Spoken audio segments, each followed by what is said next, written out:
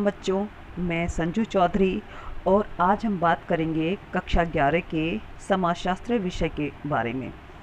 बच्चों, समाजशास्त्र आप लोगों के लिए एक नया विषय होता है क्योंकि कक्षा 10 तक आप सामाजिक विज्ञान पढ़ते हैं, ठीक है। लेकिन जब हम कक्षा 11 में आते हैं तो ये सारे विषय अलग अलग हो जाते हैं। समाजशास्त्र भी उन विषयों में से ही एक विषय है। समाजशास्त्र को समझने से पहले आपको समाज को समझना बहुत ज़रूरी होता है, क्योंकि जब तक हम समाज के विषय में नहीं जानेंगे, नहीं समझेंगे, तो हम इसकी व्याख्या नहीं कर सकते। इसके लिए समाजशास्त्र को समझने से पहले हमें समाज को समझना ज़रूरी होता है। तो थोड़ा सा इसका हम परिचय जान लेते हैं।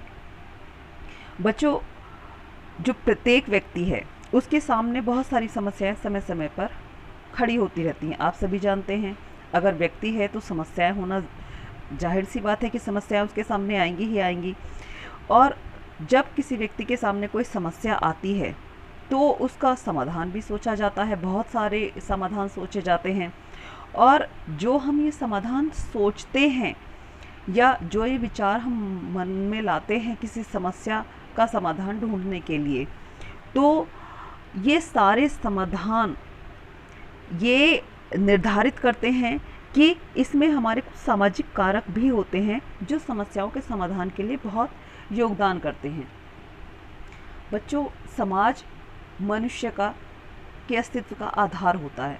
आप जानते हैं, समाज में मनुष्य का जन्म होता है, उसी में वह विकसित होता है और उसी में ही उसके व्यक्तित्व का निर्माण होता है। मनुष्य की ऐसी शारीरिक और सामाजिक आवश्यकताएं होती हैं जिनकी पूर्ति समाज में ही संभव है।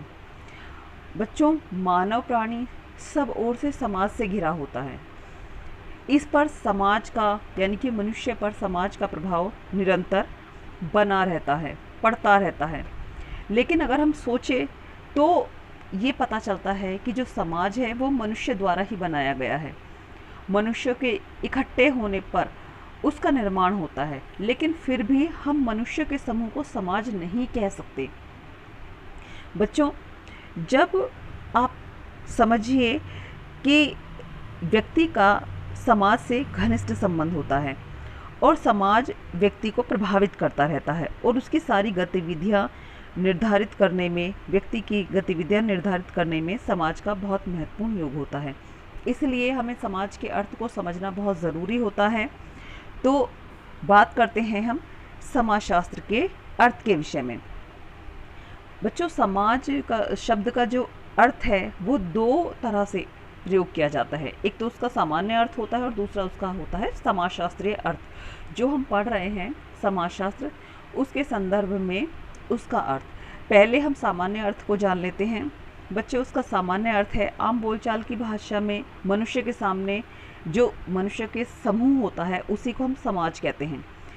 लेकिन अगर किसी व्यक्ति से पूछा जाए कि समाज क्या है तो वो कहेगा जैसे ब्रह्म समाज, ईसाई समाज, हिंदू समाज, जैसे विद्यार्थी समाज, बाल समाज, वैश्य समाज, ये सब, तो वो उसका अर्थ बताएगा ये। लेकिन ये सब गलत नहीं है। क्यों? क्योंकि ये समाज का एक सामान्य अर्थ होता है। ऐसे ही समाज का एक दूसरा अर्थ होता है जो हमारे समाजशास्त्र में प्रयोग किया जाता है। वो होता है मनुष्य के संबंधों के जाल को समाजशास्त्र कहा जाता है, या समाजशास्त्र में मनुष्य के संबंध जो होते हैं उनके जाल को समाज कहा जाता है। और इसके अंतर्गत समाज शब्द का एक विशिष्ट अर्थ होता है। दूसरे अर्थ में अगर हम समझें तो समाज का अर्थ मानव संबंधों पर केंद्रित होता है। वास्तव में जो समाज होता है वो मानव संबंधों का एक जाल होता है। मानव संबंध, आप समझते हैं, मानव संबंध का क्षेत्र बहुत व्यापक होता है। जीवन के हर क्षेत्र में उसकी शाखाएं फैली हुई होती हैं और मानव संबंधों के इस जाल में हर व्यक्ति फंसा हुआ होता है। इसको आप एक उदाहरण के द्वारा बहुत अच्छे से समझ सकते हैं। जैसे आप समझिए, एक व्यक्ति, कै नाम का एक व्यक्ति है, वो एक विद्यालय में अध्यापक है और विद्यालय के जितने व्यक्ति हैं या जितने भी विद्यार्थी हैं उन सब से उसका संपर्क है। वो एक परिवार से भी जुड़ा हुआ है, वो उसका भी सदस्य है, ठीक है। और परिवार के जो दूसरे सदस्य हैं वो किसी और दूसरे लोगों से जुड़े हुए हैं।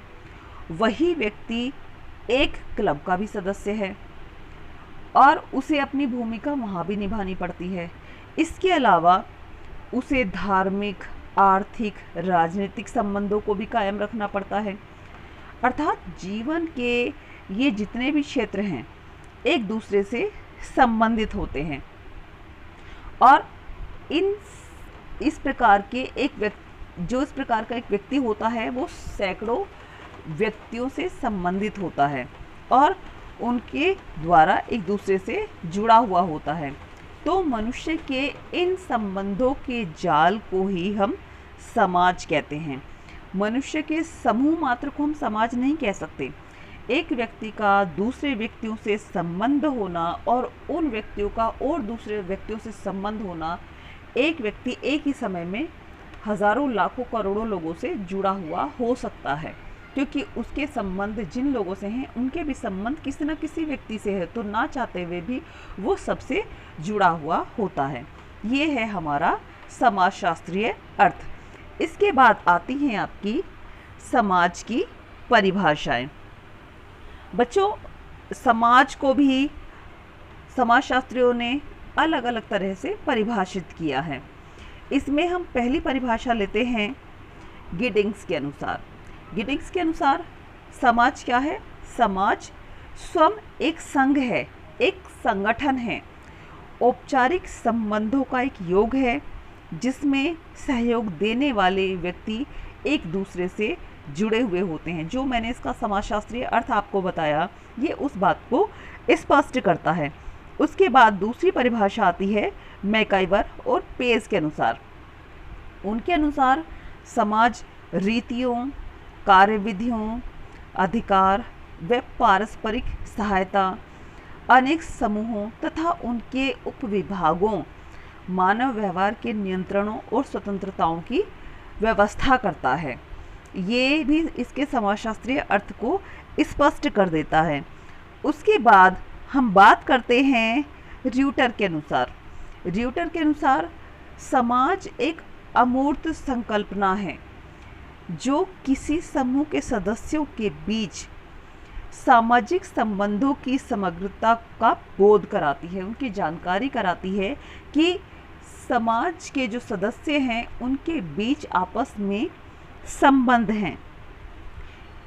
इन सब परिभाषाओं से ये स्पष्ट हो जाता है कि समाज व्यक्तियों का ताना बाना है। अब बात करते हैं कि समाज व्यक्ति के लिए क्यों आवश्यक है। बच्चों, समाज जीवन को सुरक्षा प्रदान करता है। समाज आत्म प्रदर्शन और अपनी अभिव्यक्ति की प्रवृत्ति की जानकारी देता है। भाषा और संस्कृति का विकास समाज से ही होता है। समाज ही मनुष्य में मानवीय गुणों का विकास करता है। व्यक्ति का जो सर्वांगीण विकास है वो समाज में ही संभव है। समाज ही मनुष्य के घर और वस्त्रों की आवश्यकताओं की पूर्ति करता है। समाज मनुष्य के लिए स्वाभाविक देन है और ये व्यक्ति के लिए बहुत ही आवश्यक है।